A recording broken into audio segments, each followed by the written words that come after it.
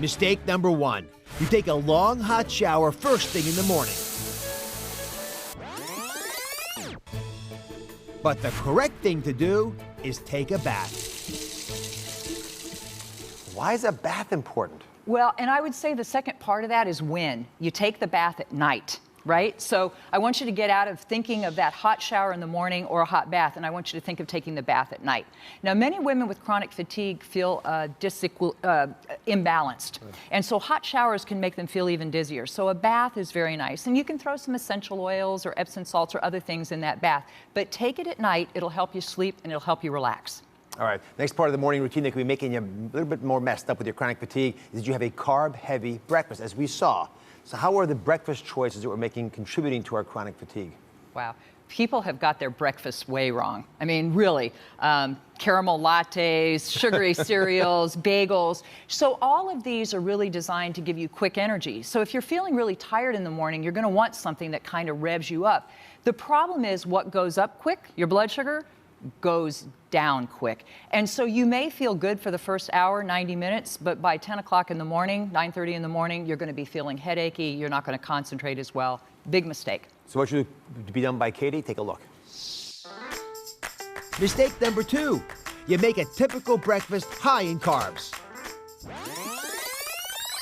But the correct thing to do is eat a breakfast that's high in protein. Protein for breakfast, maybe even only protein for breakfast. Heavy on protein, so think of Greek yogurt with some berries and nuts on it. Eggs are not bad for you, despite what people say. Eggs are great.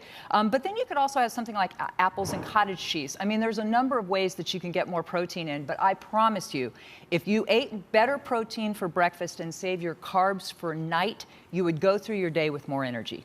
All right, and the final mistake in our morning routines is that we rely on coffee to energize us. Most people start the day with coffee. Why is this a particular problem for chronic fatigue, folks?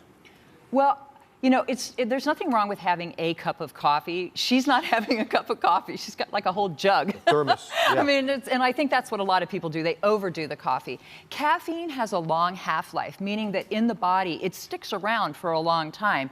And even though you took your last cup at 10 or 11 o'clock in the morning, you may not realize it, but that caffeine's still in your system at night. So you really want to limit yourself to 1 cup of coffee in the morning if you're going to drink it, or ditch it altogether. So what does Katie do instead? Take a look.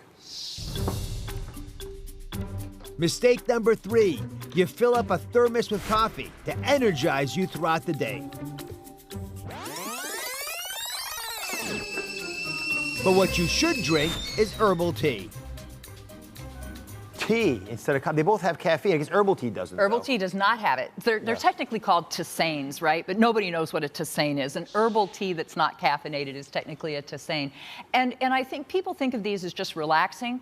If you had a great cup of ginger tea in the morning with a little lemon, I mean, it really stimulates you, wakes you up. And don't forget, ginger has a lot of compounds in it that reduces inflammation and helps ease some of those morning aches and pains. Be sure to subscribe to my channel so you don't miss anything. And remember to check back often to see what's new.